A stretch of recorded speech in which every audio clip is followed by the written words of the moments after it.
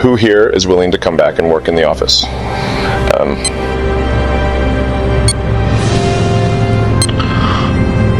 That's it. I see 3 hands. Okay. The rest of you get out. You is fired. IT industries के हर एक professional की जिंदगी का सच है। अगर आपकी एज 40 के पार हो गए तो ये लाइन एक वार्निंग बन जाती है। नमस्कार दोस्तों, आज हम बात करेंगे आईटी इंडस्ट्रीज की असली सच्चाई के बारे में, जहां ऑफिस पॉलिटिक्स, एआई का इम्पैक्ट, फ्रेशर के साथ स्ट्रगल और कैसे आफ्टर एज ऑफ 40 और 45 कैसे आप सरवाइव करते हो और क्या चांसेस होते हैं आपके जॉब रहने और ना रहने के, और कैसे आप सरवाइव करो। आप अंत तक बने रहो, मैं आपको इस वीडियो में पूरी डिटेल में बताऊंगा। Politics, man. That's politics? Yeah. That's politics. नमस्कार दोस्त, टाइम बहुत कम है और करना बहुत ज्यादा है। ये कोई फिल्मी डायलॉग नहीं है, क्योंकि बीइंग आईटी गाय जब आप जॉब कर रहे होते हो तो आपके प्रोजेक्ट इम्प्लीमेंटेशन जब चल रहे होते हैं तो ऐसे ही मन में ख्याल आता है कि टाइम बहुत कम है और करना बहुत ज्यादा। आप दिन भर मेहनत करते हो, ऑफिस का प्रेशर ले कंटिन्यू 8 घंटे की जगह 12 घंटे हो जाते हैं, 14 घंटे हो जाते हैं और आपको समय का पता ही नहीं चलता। धीरे धीरे आपकी एज हो जाती है 40-45 क्रॉस कर, फिर उसके बाद क्या? May I come in? You may come in. की वैल्यू जैसे जैसे आपकी एज बढ़ती है वैसे वैसे आपकी वैल्यू घटती है। ये मैं नहीं कर रहा हूँ, ये रियलिटी है कॉर्पोरेट आईटी की। अब आप देख लो, आईटी एक ऐसी दुनिया है जहाँ आपको हमेशा अप टू डेट रहना पड़े। बिना अप टू डेट के आप आईटी में सरवाइव नहीं कर सकते। और सबसे बड़ा प्रॉब्लम है कि आप जैसे जैसे आईटी में सरवाइव करने की कोशिश करते हो, नए नए टेक्नोलॉजी, नए नए डोमेन, नए नए प्रोजेक्ट, नए नए चैलेंजेस आते हैं। It applies to office politics too. आप ये फर्क भूल जाते हो फैमिली टाइम और ऑफिस टाइम। कहाँ 8 घंटे 9 घंटे के शिफ्ट हुआ करती थी और कब 12 घंटे 14 घंटे निकल जाते हैं आपको पता भी नहीं चलता। मेरी वीडियो थोड़ी लंबी हो जाती है, मैं हमेशा सोचता हूँ शॉर्ट वीडियो बनाऊं, लेकिन क्या करूं, शॉर्ट वीडियो में वो प्रॉपर एक्सप्लेन नहीं कर सकता है। क्या बात कर रहे हैं? वो प्रॉपर इन्फॉर्मेशन नहीं दे सकता, इसलिए मेरी वीडियो थोड़ी लंबी हो जाती है। तो क्षमा कीजिएगा, थोड़ी वीडियो मेरी लंबी हो जाती है, लेकिन हाँ, मैं आपको इस वीडियो में, अगर आप बने हो तो इस वीडियो में आपको रियलिटी बताऊंगा आफ्टर एज ऑफ 40 और 45 के बाद कैसे सर्वाइव करें, क्या है पेन पॉइंट, और कॉर्पोरेट की पॉलिटिक्स के बारे में बात करेंगे। हमारे कॉर्पोरेट में चाटुखोर भी बहुत है और टैलेंटेड भी बहुत, तो उनके बारे में बात करेंगे। तो चलिए शुरू करते हैं। And then it was due 3 days ago. And here we are still having this conversation. लेकिन मैं फिर से बोलूंगा, मैं इस चैनल कोई लाइक सब्सक्राइब के लिए नहीं आया। आपको पसंद आता है आप लाइक सब्सक्राइब कर लीजिएगा। आईटी की टॉपिक वैसे मेरा फेवरेट टॉपिक है, मैं आपको पहले बताता हूँ, क्योंकि मैं 15 साल से खुद आईटी में हूँ। ऑफिस पॉलिटिक्स सबके साथ होती है, आप किसी भी आईटी इंडस्ट्रीज में हो या किसी भी इंडस्ट्रीज में हो, कॉर्पोरेट पॉलिटिक्स हो, गवर्नमेंट पॉलिटिक्स हो या किसी भी इंडस्ट्रीज में आप हो, बिना पॉलिटिक्स का आपका गुजारा ही नहीं होगा। Nonsense. जिसे कहते हैं ऑफिस पॉलिटिक्स में कुछ लोग चाटुखोर भी होते हैं। मलहम लगाओ, आप चापलूसी करो, बॉस के आगे पीछे घूमो, तो कुछ लोग इसके फायदे से आगे भी बढ़ते हैं। लेकिन क्या है कि बहुत लोग कंफर्ट जोन लेना पसंद करते हैं, कोई रिस्क की बात ही नहीं करता। और ये मेरा फेवरेट टॉपिक है, इसलिए मैं मुद्दे पे मैं हमेशा बात करना चाहता हूँ। मैंने बहुत सीनियर को देखा है जो एक ही कंपनी में 20-20 साल गुजार देते हैं और उनकी सैलरी अगर पूछे तो किसी फ्रेशर से भी कम होती है। ज्यादा दिमाग नहीं है हमारे पास, हमको घंटा फर्क नहीं पड़ता है। कोई 15 लाख 20 लाख 22 लाख में ही वो पड़ा रहा, क्या? क्योंकि वो लोग कंफर्ट जोन में आ जाता है। प्रॉब्लम ये नहीं कि आप 20-20 साल 22 साल गुजार दो, ये आईटी कोई मैन्युफैक्चरिंग, कोई गुजराती भाई की कंपनी नहीं है कि आप 40 साल, या डायमंड ज्वेलर्स की कंपनी नहीं है कि आप 40 साल 20 साल आप रह रहे हो किसी कंपनी में तो आपको वो रिस्पेक्ट मिलेगा, वो इज्जत नहीं। इतना मेहनत करने के बाद में मिला क्या? गाय का चारा। कॉर्पोरेट आईटी कंपनी में क्या है ना कि अगर आपको सरवाइव करना है तो सबसे बड़ी बात ये है कि आप आईटी कंपनी में नए नए स्किल सीख, क्या नए टूल्स आए हैं, क्या नए टेक्नोलॉजी आए हैं, क्या नए डोमेन आए हैं, क्या प्रोजेक्ट होंगे, क्या कैसे इंप्लीमेंट होंगे। क्योंकि आईटी एक ऐसी दुनिया है जहां मल्टीपल, जो आप सोच नहीं सकते हो, जहां तक आप सोच भी नहीं सकते हो, वहां से आईटी स्टार्ट होती है। वो सब कुछ आईटी में बट डिपेंड करता है आपकी प्रोफाइल क्या है, आप किस प्रोफाइल में आप हो। आप डेवलपर हो, आप टेस्टर हो, डिजाइनर हो, जो भी आपकी प्रोफाइल है उस प्रोफाइल में आप एंड टू एंड आपको हर चीज आना चाहिए।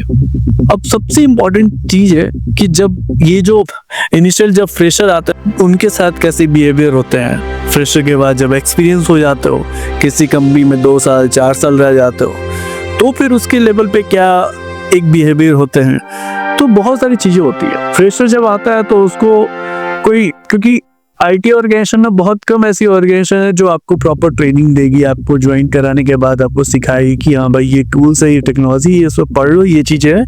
वो 6 महीना साल भर और फिर उसके बाद आपको प्रोजेक्ट पे इन्वॉल्व करेगी, डिपेंड करता है।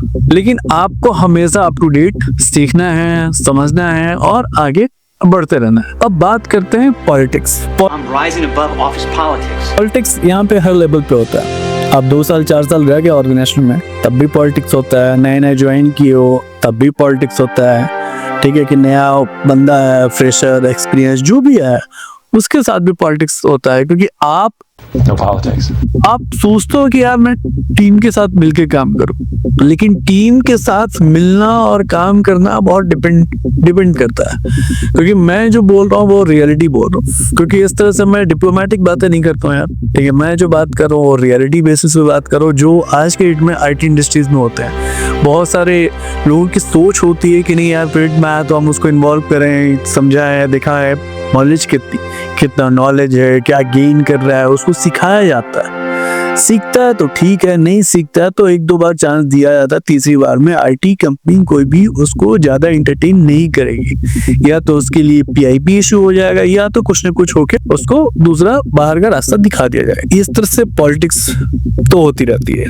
पॉलिटिक्स में सबसे बड़ा मुद्दा होता है, पॉलिटिक्स में 2 टाइप के लोग होते हैं और 2 टाइप के लोग हमेशा फंसते। कहने का मतलब कि अगर आप ओवर टैलेंटेड तो आप तो फंसोगे। अंदर आने से पहले परमिशन ली जाती है। अंदर आने से पहले परमिशन ली जाती है। तूने ली थी परमिशन मेरे से ओवर टाइम कराने से पहले?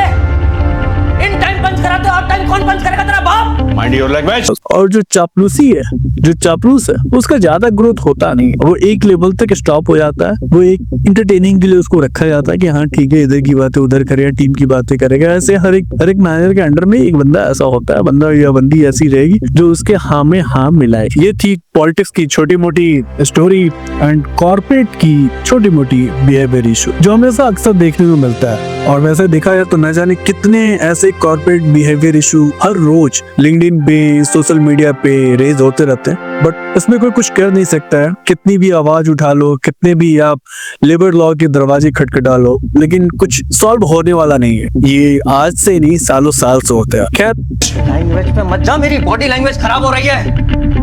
कमर टूट जाती है इंजीनियरिंग कॉलेज में एडमिशन लेने के लिए, उसके बाद 4 साल वहां घिसना पड़ता है।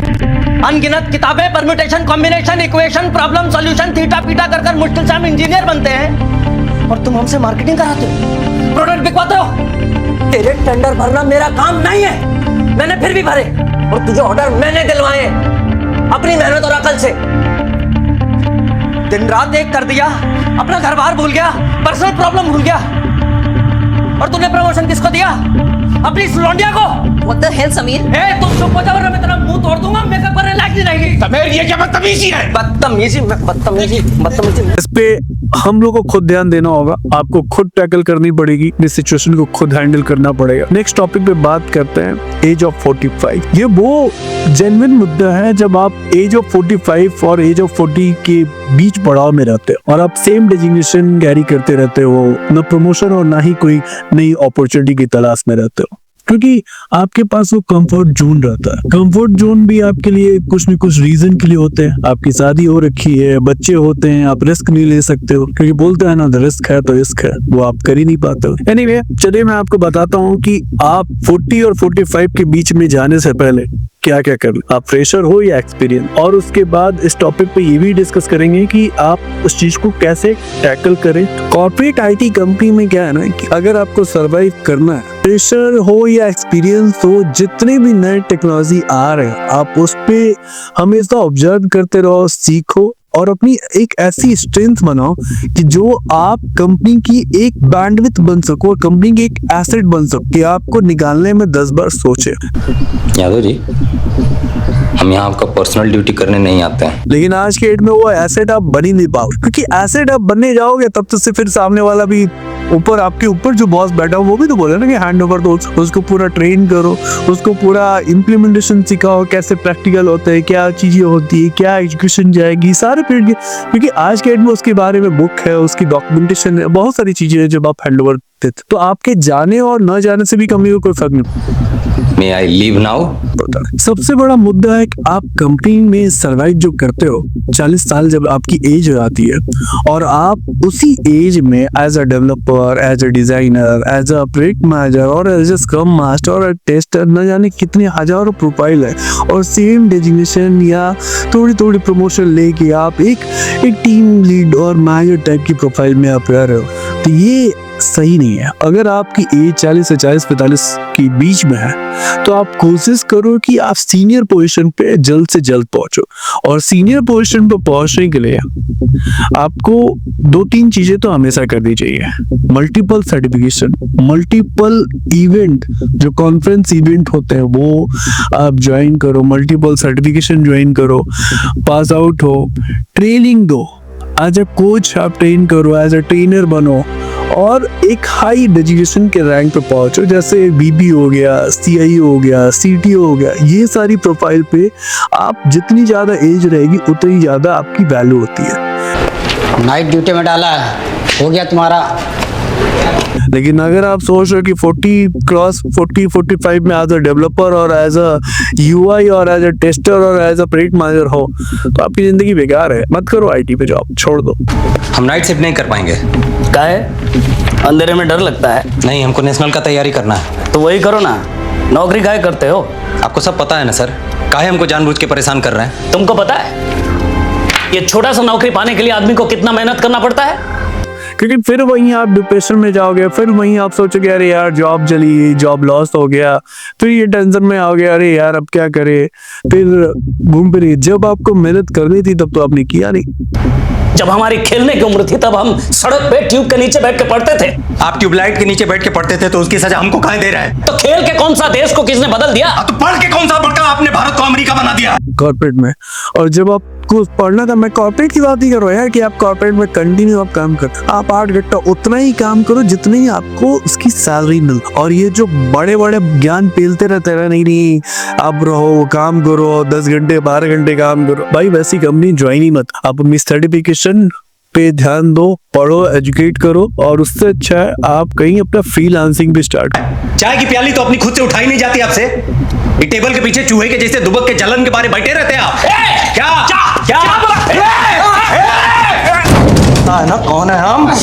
माइक टायसन है उत्तर प्रदेश के। ज्यादा किसी के ऊपर डिपेंड होने की जरूरत ही नहीं है। जैसे आज के एज में as a gentleman, as a responsible बच्चा अपने पेरेंट्स के ऊपर बोझ नहीं बनता है, वैसे आप भी अपनी कंपनी के ऊपर डिपेंड मत बनो ना यार। ये हैं हमारे बॉस जो हमको देख के डर के मारे अपना चड्ढी गीली कर देते हैं। गीला दिख रहा आप लोगों को नीचे? सिंपल सी बात है, ये बातें बहुत प्रैक्टिकल है, लेकिन आपको सोचना और समझना हो कि आफ्टर एज 40 और 45 कैसे। सब तक के लिए धन्यवाद। अगर मेरी इंफॉर्मेशन अच्छी लगे तो लाइक, शेयर, सब्सक्राइब करना ना भूलें, बट आपकी चॉइस। Thank you.